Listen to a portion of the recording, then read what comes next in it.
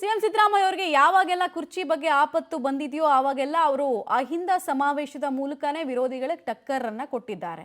ಈ ಸಲ ಕೂಡ ಅಹಿಂದ ಸಮಾವೇಶವನ್ನ ನಡೆಸಬೇಕು ಅನ್ನುವಂತಹ ಸಿದ್ಧತೆಗಳಾಗ್ತಾ ಇದೆ. ಮೈಸೂರಿನಲ್ಲಿ ಅಹಿಂದ ಕಹಳೆಗೆ ದಿನಾಂಕ ಫಿಕ್ಸ್ ಆಗಿದೆ. ಜನವರಿ 25ಕ್ಕೆ ಮೈಸೂರಿನಲ್ಲಿ ಅಹಿಂದ ಸಮಾವೇಶವನ್ನು ನಡೆಸೋದಕ್ಕೆ ತಯಾರಿಯನ್ನ ಮಾಡಿಕೊಳ್ಳಲಾಗಿದೆ. ಸಿಎಂ ಬೆಂಬಲಿಸಿ ಅಹಿಂದ ನಾಯಕರಿಂದ ಬೃಹತ್ ಸಮಾವೇಶ ಆಗುತ್ತೆ. ಮೈಸೂರಿನ ದಸರಾ ವಸ್ತು ಪ್ರದರ್ಶನ ಪ್ರಾಧಿಕಾರದ ಆವರಣದಲ್ಲೇನಿದೆ ಅಲ್ಲಿ ಕಾರ್ಯಕ್ರಮ ಮಾಡಬೇಕು ಅಂತ ಹೇಳಿ ಪೂರ್ವಭಾವಿ ಸಭೆಯಲ್ಲಿ ತೀರ್ಮಾನವನ್ನ ಕೈಗೊಳ್ಳಲಾಗಿದೆ. ಸಭೆಗೆ ಸೇರಿದ ಕೆಲ ಪ್ರಮುಖರನ್ನ ನೀವು ಗಮನಿಸ್ತಾ ಇದ್ದೀರಾ.